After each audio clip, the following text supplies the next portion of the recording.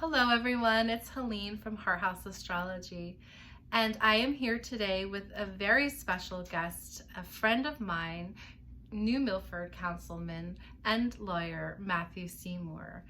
Welcome, Matthew. Thanks for coming today. Good morning, and thank you for the opportunity to be here and speak with you and speak with your audience. I'm so happy to have you here. Thank you for coming. I'm very passionate about your cause and sharing this information. I think it's very valuable. Before we get into sharing more about your work, can you tell us a little bit about yourself? Sure. As you mentioned, I'm a councilman in the borough of New Milford, and I'm also a lawyer. And several years ago, I completed a fellowship at a nonprofit organization which is dedicated towards helping low-income victims and survivors of abuse and domestic violence. For those who are not aware, domestic violence is also known as intimate partner violence and dating violence. And during my course of work at the nonprofit, I discovered that oftentimes victims are overwhelmed in a moment of crisis with almost too much information, and they need help to sort through which agencies provide which services and what resources are available to fulfill their needs in their moment of crisis, and where they should go first and in what order. And a lot of times victims don't know how to get support for their children, how to get emergency housing, how to get counseling, how to get mental health care, in addition, of course, to how to get the protection that they may need from a final restraining order. So with those concerns in mind, I started to think about a way to provide information about resources and services in a more consolidated and efficient fashion to victims, as well as to their friends and family members who wish to help them. And it was through that brainstorming process that I thought of this Domestic Violence Symposium. Yes, I had the pleasure to attend the past 2 years, and there's such a wealth of information, brilliantly put together with a team of experts. And as a professional, I found it so helpful because you do not know what other people are going through, and maybe you can help support someone else and give them resources, whether that is as a professional or as a friend that someone's going through a situation. I've seen, in my mom's groups that I belong to, moms reporting, that they need help. Is this domestic violence? What should I do? Looking for community support within the moms groups. And, I absolutely led them to the symposium because there's such a wealth of resources from the experts in the area, that it's just such great information to get out there. Besides, making this more cohesive by putting all this information together, was there any other reason that kind of made you want to do this symposium? There was. I've noticed that oftentimes the obstacles that victims face in getting help that they need is twofold. The first is they feel that there's a disconnect between themselves and the service providers. So they feel intimidated by the service providers and almost afraid to ask for help. So one of the goals of the symposium was to humanize the service providers, put a human face on the agencies who are there to provide the help, and show the public and the victims and the survivors who the people are in real life who do this work, who work in this field, to make it more relatable to them. Another aspect and another obstacle to getting help is a very understandable and very serious concern the survivors have about getting the support they need for their children, child support, other forms of support, emergency, even if it's just temporary housing, counseling, mental health, and other services which are necessary to get both themselves, their children, and their entire family through this moment of crisis. And services and resources are available to address all of these concerns. But oftentimes victims don't know that. Right? Oftentimes they are. Oftentimes they are free, yes.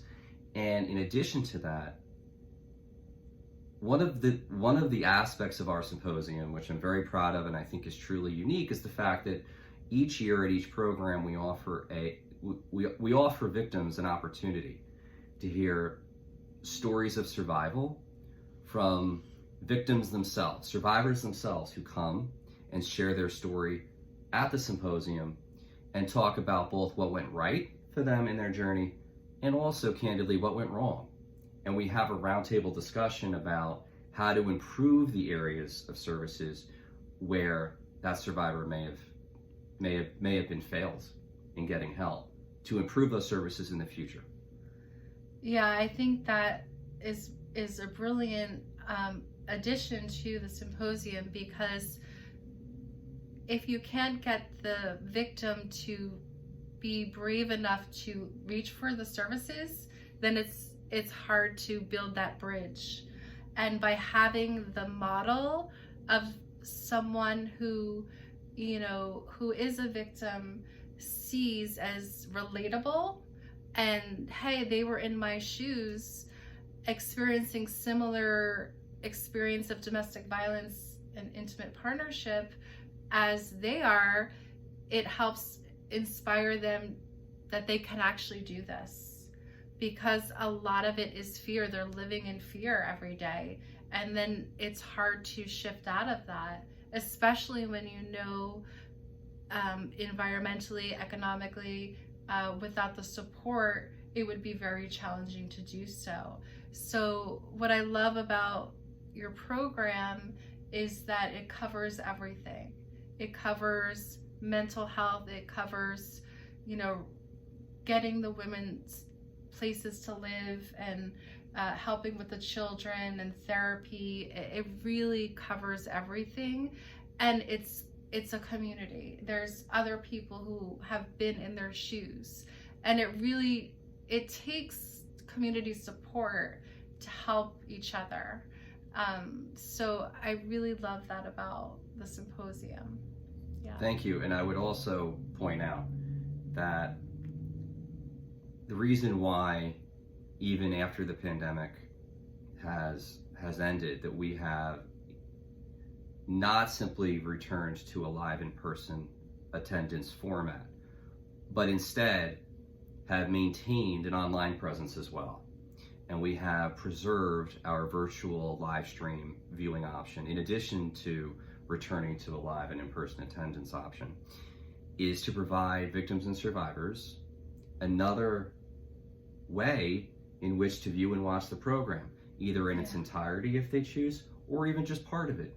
The beauty of the program is that it remains free online on YouTube at a link which is going to be included in this post for anyone to watch and hopefully share with other people. Absolutely. To watch as much or as little as they like, either whether it's 2 minutes or 2 hours. The viewer will have the choice to watch as much as they want. Yeah, you make a good point of having the virtual option. For a victim to be available to attend something, that might not even always be possible. A lot of victims are dealing with high levels of controlling partners, and so they might not have a car, they might not have access to leave the house during the time of the symposium. So, knowing that there's a link to a symposium that has a wealth of information, of resources to help them, that they can watch when it's a safe moment to watch, is definitely highly valuable, for sure. I agree. Yeah. And I thank you for your support and your partnership in supporting our program.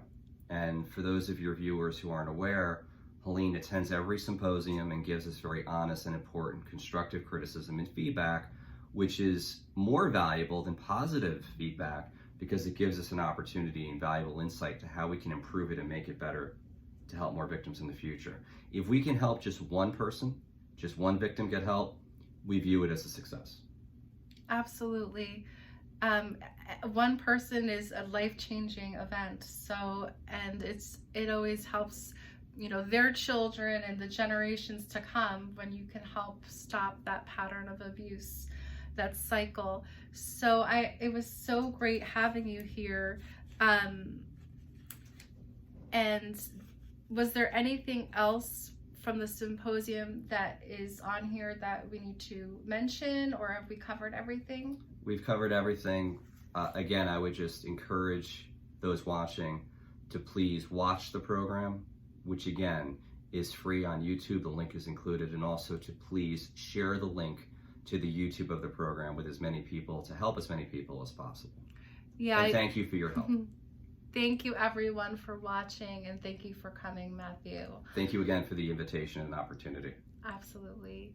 And I just want to add one final note, that you never know what people are going through.